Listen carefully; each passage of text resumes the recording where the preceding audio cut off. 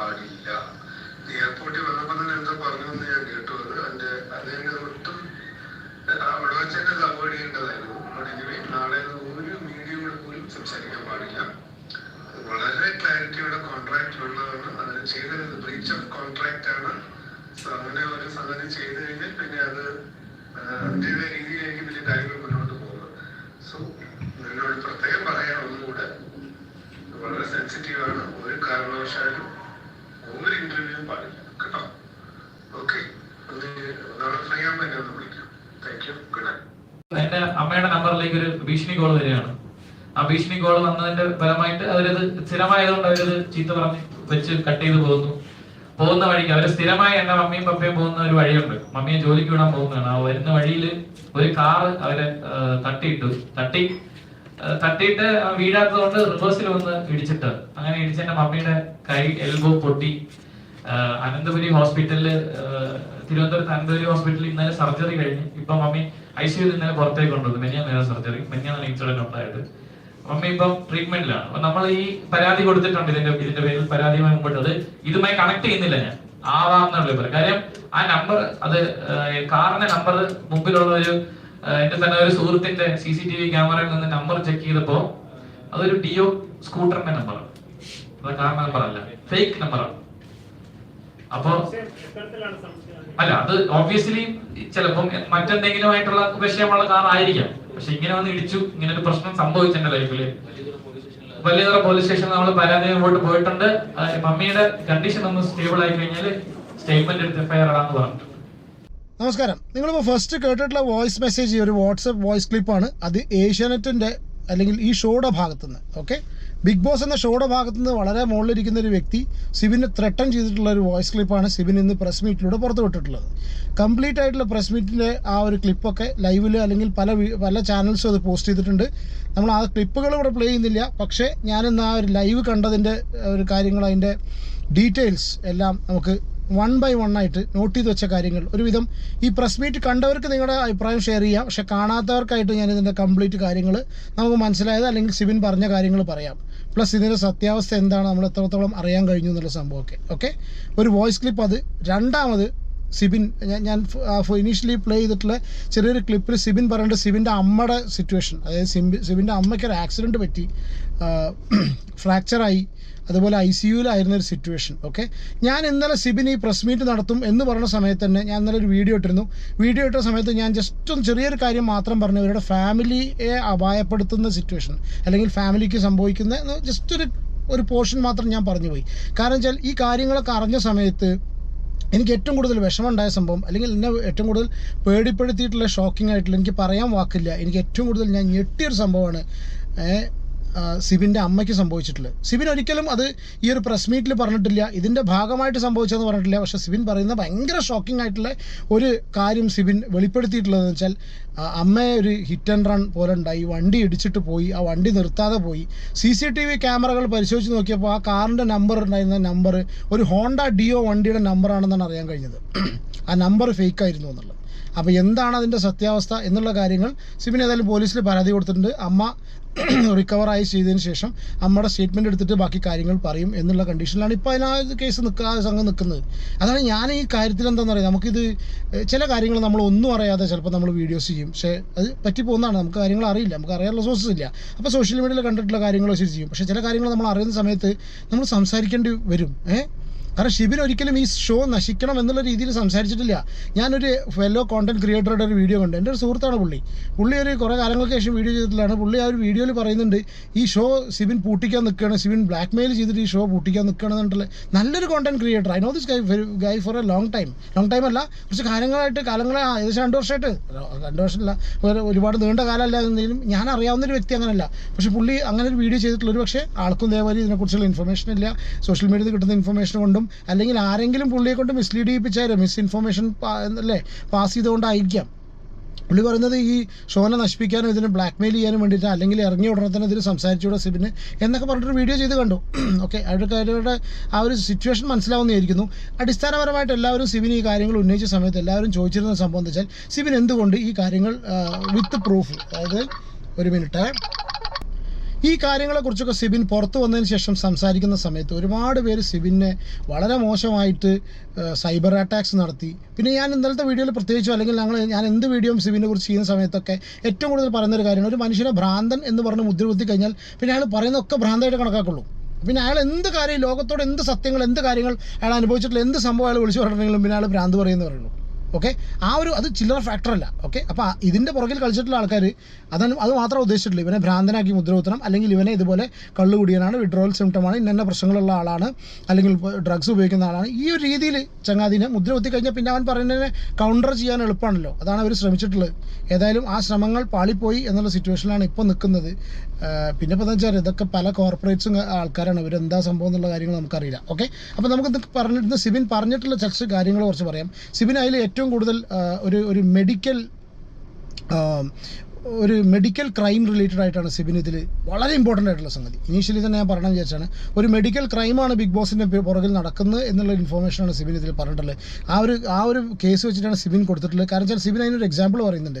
ഈ ഒരു സൈക്കോളജിസ്റ്റ് അല്ലെങ്കിൽ സൈക്കാട്രിസ്റ്റോ ആരോ ഒരാൾ ഇവരെ ഇൻ്റർവ്യൂ ചെയ്യുന്നുണ്ട് ബിഗ് ബോസിൽ. എന്താ ഇത് പോയവർക്കേ വളരെ ക്ലിയർ ആയിട്ട് അറിയുള്ളൂ കേട്ടോ. ഐ തിങ്ക് ഇതുപോലെ ഈ സീക്രട്ട് ഏജൻറ്റ് പോലുള്ള ആൾക്കാരൊക്കെ ഇതിനെക്കുറിച്ച് കാര്യങ്ങൾ സംസാരിക്കണം എന്നേ പറയുള്ളൂ. കാരണം അവരൊക്കെ സോഷ്യലി റെസ്പോൺസിബിൾ ആയിട്ടുള്ള ഒരുപാട് വീഡിയോസ് ചെയ്തിട്ട് അങ്ങനെ പ്രസിദ്ധി നേടിയിട്ട് ഇതിനുള്ളിൽ പോയിട്ടുള്ള ആൾക്കാരാണ്. പിന്നെ അവർ തിരിച്ചു വന്നതിന് ശേഷം they might have their own limitations, അവർക്ക് പുറത്ത് പറയാൻ പറ്റാത്ത പ്രശ്നങ്ങളുണ്ടായിരിക്കും ആ ഷോയിലുള്ള. പക്ഷെ എന്നാലും അവർക്ക് അറിയാവുന്ന കാര്യങ്ങൾ അറ്റ്ലീസ്റ്റ് വേറുള്ളവരിൽ ത്രൂ എങ്കിലും ഇത് പുറത്ത് പറഞ്ഞിട്ട് ഇനി ഇതിൽ ഫ്യൂച്ചറിലായിട്ട് മത്സരിക്കാൻ നിൽക്കുന്ന ആൾക്കാർ, അല്ലെങ്കിൽ ഇതിൽ പ്രശ്നങ്ങൾ അനുഭവിച്ചിട്ടുള്ള ആൾക്കാർക്ക് ഒരു നീതി കൊടുക്കാൻ വേണ്ടിയിട്ട് അവരൊക്കെ ചെയ്യണമെന്ന റിക്വസ്റ്റ് മാത്രമേ എനിക്ക് പറയാനുള്ളൂ കേട്ടോ. അപ്പോൾ സിബിൻ ഒരു എക്സാമ്പിൾ എടുത്ത് പറയുന്നുണ്ട്. നാദിറ സ്വിമ്മിംഗ് പൂൾ കഴിഞ്ഞ സീസണിൽ ഒരു സ്വിമ്മിംഗ് പൂൾ ടാസ്ക് വെച്ച സമയത്ത് നാദിറയ്ക്ക് വെള്ളം പേടിയാണ്, അല്ലെങ്കിൽ അങ്ങനെ ഒരു സംഭവം ഉണ്ടായില്ലോ, നാദിറയ്ക്ക് വെള്ളം പേടിയാണെന്നുള്ളത്. ഈ കാര്യങ്ങൾ എങ്ങനെ ഇവർ അറിയുന്നു എന്നുള്ള രീതിയിൽ സിബിൻ ഇതിൽ ചോദിച്ചു. കാരണം വെച്ചാൽ ഇതിനുള്ളിൽ ചെല്ലുന്നതിന് മുന്നേ ഇവരൊരു സൈക്കോളജിസ്റ്റ് അല്ലെങ്കിൽ സൈക്കാട്രിസ്റ്റായിട്ട് സംസാരിക്കുന്ന സമയത്ത് ആ ഇൻ്റർവ്യൂ റൗണ്ടിൽ ഇവരുടെ എല്ലാ കാര്യങ്ങളും പറയുമ്പോൾ ഇതുവരെ ഇവർ മനസ്സിലാക്കുകയാണ്. സ്വാഭാവികമായിട്ടും ഒരു സൈക്കാട്രിസ്റ്റ് അല്ലെങ്കിൽ സൈക്കോളജി അല്ലെങ്കിൽ ഡോക്ടർ ഒരു പേഷ്യൻറ്റിൻ്റെ കാര്യങ്ങൾ അല്ലെങ്കിൽ മുന്നിൽ വന്നിരിക്കുന്ന ആ ഒരു കൺസൾട്ടേഷൻ വന്നിട്ടുള്ള ആ വ്യക്തിയുടെ സംഭവങ്ങളൊന്നും ഇവർ പുറത്ത് പറയാൻ പാടില്ല അല്ലേ. അതൊക്കെ അത് ആ കോൺഫിഡൻഷ്യാലിറ്റി മെയിൻറ്റെയിൻ ചെയ്യണം. ആ കോൺഫിഡൻഷ്യാലിറ്റി മെയിൻറ്റെയിൻ ചെയ്യാതെ ഡിസ്ക്ലോസ് ചെയ്യാൻ പാടില്ല. ഒരിക്കലും ഒരാളുടെ രോഗവിവരങ്ങൾ പുറത്ത് പറയാൻ പാടില്ല. ഇറ്റ്സ് എ ക്രൈം അല്ലേ. അപ്പോൾ ഇത് കാര്യങ്ങൾ കംപ്ലീറ്റ് ബിഗ് ബോസിൻ്റെ ടീമിന് കൊടുക്കുന്നു.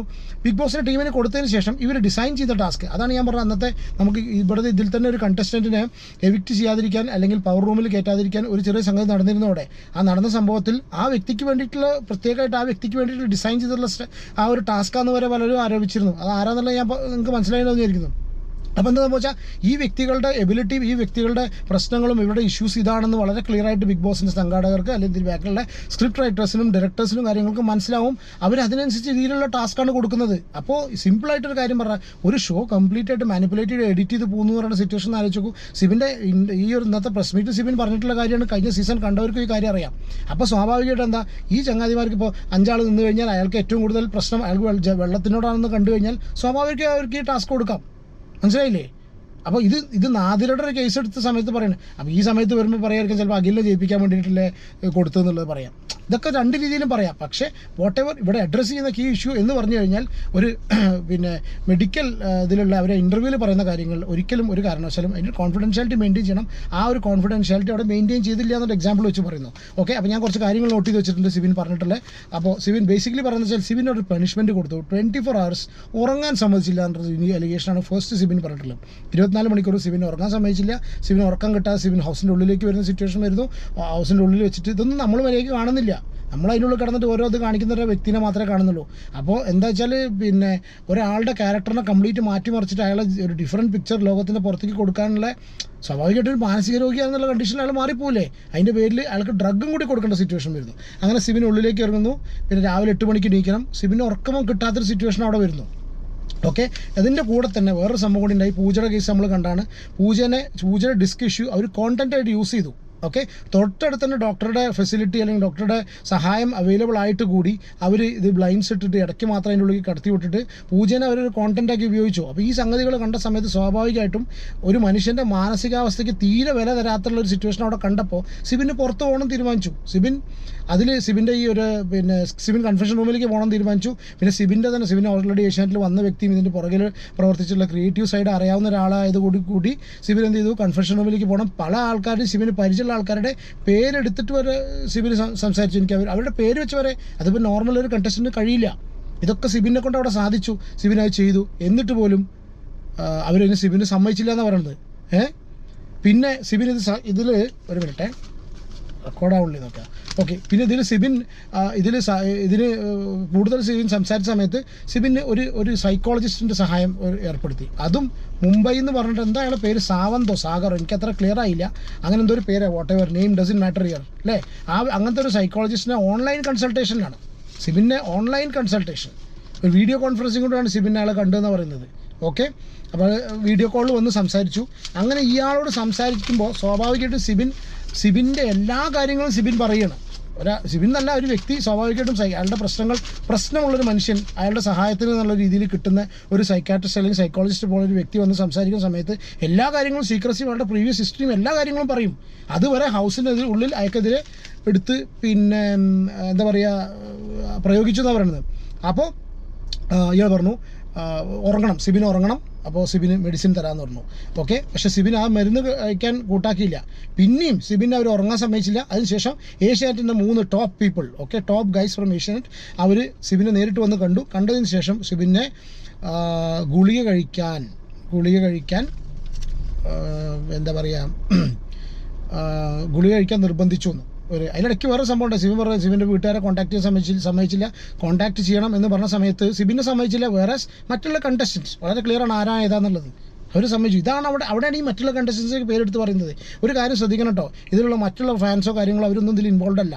ഓക്കെ, ഏഷ്യാനെറ്റ് അവിടെ ഫേവറേറ്റിസം കാണിക്കുന്നുണ്ട് പറയുന്നുണ്ട്. അത് ഏഷ്യാനെറ്റ് അല്ലെങ്കിൽ ഷോൻ്റെ ആൾക്കാർ അവിടെ ഫേവറേറ്റിസം കാണിക്കുന്നെന്ന് പറയുന്നുണ്ട്. പക്ഷേ അത് ഷോയ്ക്ക് അഗെയിൻസ്റ്റ് ആയിട്ടുണ്ട്, അല്ലാണ്ട് മത്സരാർത്ഥികൾക്കെതിരല്ല.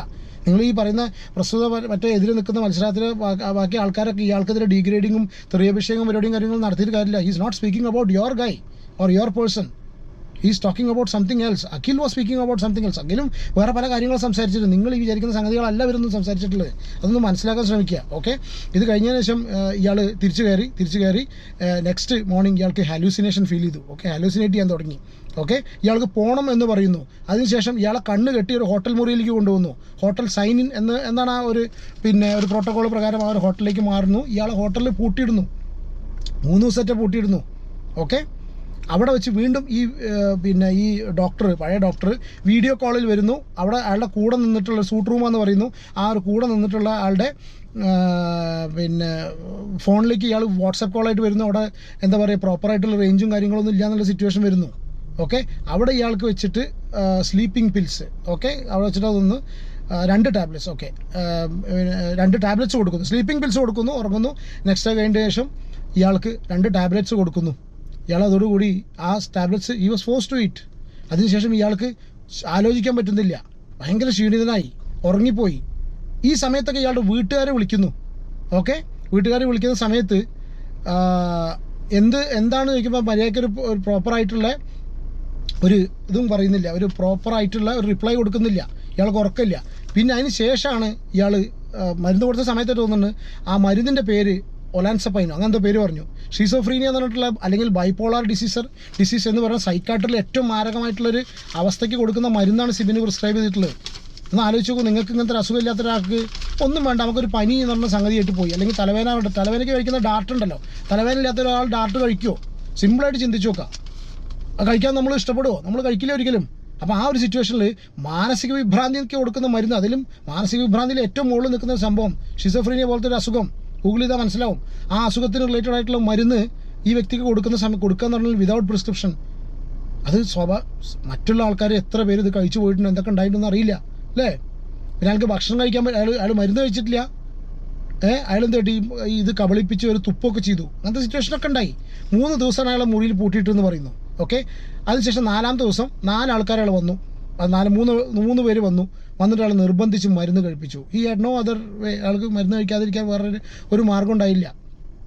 പിന്നെ അതിനൊക്കെ പുറമെ വീട്ടിൽ നിന്ന് വിളിച്ച സമയത്ത് അവർ വീട്ടുകാരോട് പറഞ്ഞ സംഭവം, അയാൾ അച്ഛന് ആട്ടിന് സുഖമില്ലാത്ത ആളാണ്, അയാൾ പറഞ്ഞ സംഭവമാണ് മകന് ഷീസോഫ്രീനിയാണ്, മകന് കടുത്ത മാനസിക വിഭ്രാന്തിയാണ്. കുക്കറെടുത്ത് അടിക്കാൻ ശ്രമിച്ചു, ഇയാൾ വയലൻ്റായി കുക്കറെടുത്ത് അടിക്കാൻ ശ്രമിച്ചു എന്നാണ് വീട്ടുകാരോട് പറഞ്ഞിരിക്കുന്നത്. മകനെക്കുറിച്ചൊരു വിവരമില്ല, മകനെക്കുറിച്ച് ഒരു വിവരമില്ലാത്ത സിറ്റുവേഷനിൽ വീട്ടുകാർ വിളിക്കുന്ന സമയത്ത് വീട്ടുകാരോട് പറയുമ്പോൾ കുക്കറെടുത്ത് അടിക്കാൻ ശ്രമിച്ചു, വയലൻ്റായി, ഇവന് മാനസിക രോഗി എന്ന് പറയുന്ന സമയത്ത് just imagine the case of those parents. പ്രായമായിട്ടുള്ള മാതാപിതാക്കളുടെ സിറ്റുവേഷൻ ഒന്ന് ആലോചിച്ച് നോക്കൂ. ആ അച്ഛന് വെറുതെ ആണോ ഹാർട്ടിന് ഇഷ്യൂ വന്നത്? മറ്റുള്ള കാര്യങ്ങളൊക്കെ ഇവിടെ ചർച്ച ചെയ്തല്ലോ, ഇവിടെ ബ്ലോക്കിൻ്റെ കേസും കാര്യങ്ങളൊക്കെ ഉള്ളിലേക്ക് വിളിച്ച് പറഞ്ഞു കൊടുത്തല്ലോ. അപ്പോൾ എന്താ അത്? ഈ ലോകത്ത് ആരും തുല്യരല്ല എന്നുള്ളത് സത്യമാണ്. ഈ ലോകത്ത് എല്ലാവർക്കും ഒരേ നീതിയല്ല കിട്ടുന്നത്. പക്ഷെ ദ്രോഹിക്കുന്ന സമയത്ത് there is a limit to everything. For business and all this is not right. Okay, എന്താണെന്നുണ്ടെങ്കിൽ മെഡിസിനാസ് കാര്യങ്ങളൊക്കെ പുള്ളി ഇത് വളരെ ക്ലിയർ ആയിട്ട് പോലീസിൽ ത്രൂ പോകാനുള്ള പരിപാടിയാണ്. ഓക്കെ, പിന്നെ ത്രെഡ് കോൾ, അതാണ് നിങ്ങൾ ഫസ്റ്റ് കണ്ടിട്ടുള്ളത്. ഇതൊക്കെ വാട്സാപ്പ് ഓഡിയോ മെസ്സേജും കാര്യങ്ങളൊക്കെ എല്ലാ സംഭവങ്ങളും സിബിൻ്റെ കയ്യിൽ കംപ്ലീറ്റ് പ്രൂഫും സംഭവമുണ്ട്. ഇത് സാധാരണ ഒരാൾ ലൈവ് വരുന്ന മാതിരി അങ്ങനെ ഇങ്ങനെ വിളിച്ച് പറഞ്ഞ സിറ്റുവേഷൻ അല്ല. They have gone with every proof to the police station. ഇതിനൊക്കെ പുറമെ എന്താ വെച്ചാൽ ഇവർ ചെന്നൈയിലേക്ക് പോയി ഇതിനെക്കുറിച്ച് അന്വേഷിച്ചു. അവിടുത്തെ നിയറസ്റ്റുള്ള നസ്രത്ത് പേട്ടോ അങ്ങനത്തെ പേര് പറഞ്ഞു. അവിടുത്തെ പോലീസ് സ്റ്റേഷനിൽ പോയ സമയത്ത് അവർ ആദ്യം ഇത് സംസാരിച്ചത് ഏത് കമ്പനിക്കെതിരെയെന്ന് കണ്ട സമയത്ത് അവർ കേസ് എടുക്കാൻ തയ്യാറായില്ല. പിന്നെ അവർക്ക് മനസ്സിലായി ഇവിടെ സിറ്റുവേഷൻ ഇതാണെന്ന് പറഞ്ഞിട്ട് സിറ്റുവേഷൻ വളരെ മോശമെന്ന് അറിഞ്ഞതിന് ശേഷം ഇവരോടൊന്ന് പോകുന്ന സമയത്ത് ഇവരൊരു ഇന്നോവ കാർ ഫോളോ ചെയ്തു. പെട്ടെന്ന് ഇവരൊരു കോർട്ട് കോംപ്ലക്സിലേക്ക്, ഒരു കോടതി വളപ്പിലേക്ക് ഇവർ കയറേണ്ട സിറ്റുവേഷൻ വന്നപ്പോൾ ഈ ഇന്നോവ കോൾ വന്ന് നിർത്തിയ സമയത്ത് അതിൽ നിന്ന് ഒരാളിറങ്ങി അയാളുടെ ഫോട്ടോ സിബിന് അതിൽ കാണിച്ചിരുന്നു. ഈ പ്രസ് മീറ്റിൽ കാണിച്ചിരുന്നു. ആ വ്യക്തി ഇതിൻ്റെ ആളാണെന്ന്, എൻ്റെ മോൾ ഷൈൻ്റെ ഇവരത് കണക്റ്റഡ് ആയിട്ടുള്ള ആളാണ്. ആ ഫോട്ടോ അടക്കം കാണിച്ചിരുന്നു. ഓക്കെ, അപ്പോൾ അവർ ഏതൊരു സീനിയർ അഡ്വക്കേറ്റ് ഒരാളോട് പോകാൻ പറയും, അവിടെ സേഫ് അല്ലാന്ന് പോകാൻ പറയുന്നു. ഇവർ ADGPക്കോ കേസ് കൊടുക്കുന്നു. ആ കേസ് അവിടെ നിലവിലുണ്ട്, വെറുതെ ഇരുന്ന് സംസാരിക്കില്ല. ഓക്കെ, പിന്നൊക്കെ പുറമെ ഇതിനെന്താ വെച്ചാൽ ഇയാൾക്ക് സിബിനോട് ഇത് കയറുന്ന സമയത്ത് 50% പേയ്മെൻറ്റ് ആവശ്യപ്പെട്ടിരുന്നു സിബിനോട്. ഓക്കെ, ബട്ട് ഈ Z he doesn't want. 50% payment കൊടുത്തു കഴിഞ്ഞാൽ അതിനുള്ളിൽ മാക്സിമം നിൽക്കാം. ഓക്കെ, പരാതി സ്വീകരിച്ചില്ല എന്ന് പറയുന്നുണ്ട്. പിന്നെ അതിന് ശേഷം ഇയാൾക്ക് ഒരുപാട് ബാക്ക് ടു ബാക്ക് ത്രെഡ്സ്.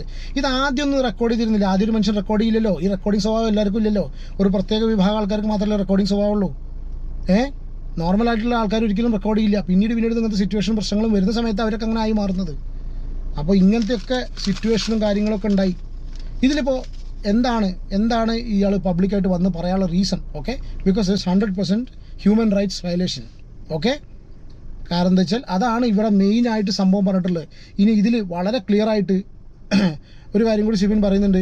അവിടെ ഇവർ ചെന്നൈയിൽ പോയി കൊടുത്തിട്ടുള്ള ആ സ്റ്റേഷനിൽ 3 പരാതികൾ ഓൾറെഡി 3 FIRകൾ ഓൾറെഡി ഇതിന് പേരിൽ രജിസ്റ്റർ ചെയ്തിട്ടുണ്ട് ഈ ഒരു ഷോയ്ക്കെതിരെ എന്ന് പറയുന്നത്.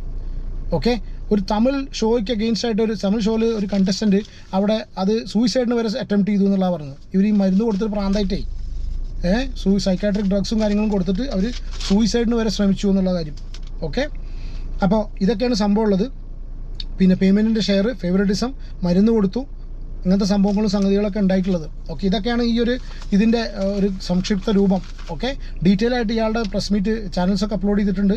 ഞാൻ എന്തായാലും അത് അപ്ലോഡ് ചെയ്യുന്നില്ല. പക്ഷേ ഇറ്റ്സ് ഇസ് വെരി സീരിയസ്. ഇനി ഒരു കാര്യം ഇതിൽ മനസ്സിലാക്കുക, അഖിലും ജോയിൻ ചെയ്തിരുന്നതിൽ he is giving full support to them, full support to Sibin. പിന്നെ ലോയറും ഉണ്ടായിരുന്നു. ഒരു കാര്യം ഇത്രേ പറയാനുള്ളൂ, ഇത് ഒരു സാധാരണ അലിഗേഷൻ പോലെ മുന്നോട്ട് പോകാനുള്ള സിറ്റുവേഷൻ അല്ല. ഇത് ഷോനെ പൂട്ടിക്കാനോ അല്ലെങ്കിൽ ഇതിന് നശിപ്പിക്കാനോ അല്ലെങ്കിൽ സിമ്പിൾ ഗ്രഡ്ജല്ല. ഒരു മനുഷ്യൻ അനുഭവിച്ചിട്ടുള്ള സംഭവമാണ്. ഒരു മനുഷ്യൻ അവൻ്റെ ആയുസിൽ വളരെ പ്രതീക്ഷകളോട് മുന്നോട്ട് പോകുന്ന ഒരു വ്യക്തിനെ അതിൻ്റെ ഉള്ളിൽ വിളിച്ചു കൊണ്ടുപോയിട്ട് ഇതുപോലെ കാര്യങ്ങൾ ചെയ്യാന്ന് പറഞ്ഞാൽ this is completely human rights violation. This is not rights. Okay, അതിന് കംപ്ലീറ്റ് ആയിട്ട് ഷോനും കാര്യങ്ങളല്ല, അതിനുള്ളിൽ നടക്കുന്ന അനീതികളും സംഭവങ്ങൾ കുറച്ച് ആൾക്കാർ വിചാരിച്ചു കഴിഞ്ഞാൽ എന്തും നടക്കുന്നുള്ള തോന്നലാണ്.